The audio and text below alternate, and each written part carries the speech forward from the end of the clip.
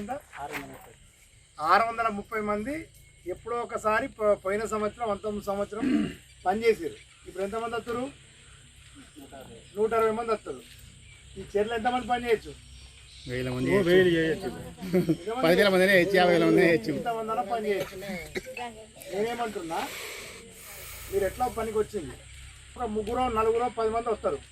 దాని తర్వాత అరే ఉపాధి పని ఉందని చెప్పి మీ ఫీల్డ్ అసిస్టెంటో సెక్రటరీ సర్పంచ్ గారో లేకపోతే గతంలో మేట్ పని చేసిన వాళ్ళు లేకపోతే ఆ గ్రూప్ పెద్ద ఆమెనో చెప్తుంది.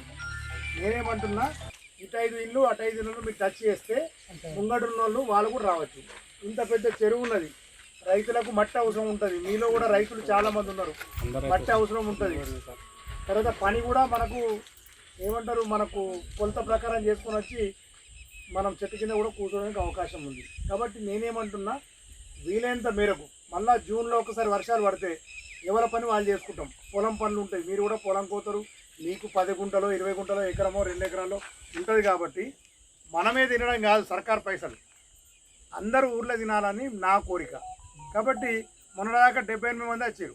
మీ ఫీల్డ్ అసిస్టెంట్లు, మీ సర్పంచ్, మీ సెక్రటరీ అందరికి చెప్తే ఇప్పుడు 120 మంది వచ్చారు. ఇక్కడ దాదాపు 200 నుంచి 300 మంది పనిచేయడానికి అవకాశం ఉంది. ఈ పైసలు అనేది మనకు ఇది పాడే ఆవు లెక్క, ఎంత మనం పిండుకుంటే అన్ని పాలొస్తాయి. ఈ స్కీమ్లో నేను ఇచ్చేది కాదు, మీ సర్పంచ్ గారు ఇచ్చేది కాదు, ప్రభుత్వం ఇచ్చేది కాదు. ఈ స్కీమ్లో మనకు దాదాపు ఇంకా 4.5 కోట్లు పని దినాలు ఉన్నాయి. 4.5 కోట్లు అంటే నీలాంటి వాళ్ళు 4.5 కోట్ల మంది ఈ ఒక నెలలో పని చేయాలి. అర్థమైందా సర్పంచ్ సార్? ఇవన్నీ ఎందుకు మనం లేబర్ పని చేస్తే మీకు డబ్బులు వస్తాయి. మీ ఊర్లో ఇప్పుడు మీ చెరువు దాకా సీసీ రోడ్ వేసిరా?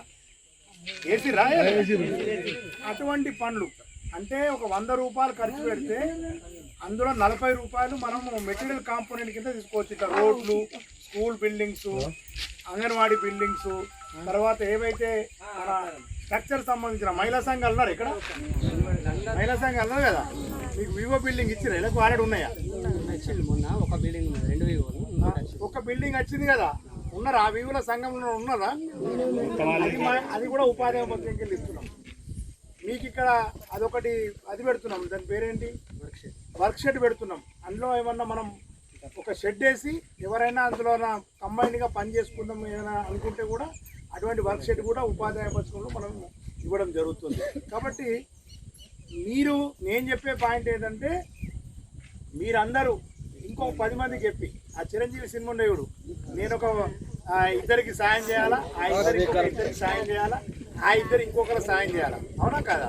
అది చెప్పిన లేదా? చిరంజీవి సినిమా ఇవ్వలేరు, అదేం సినిమా?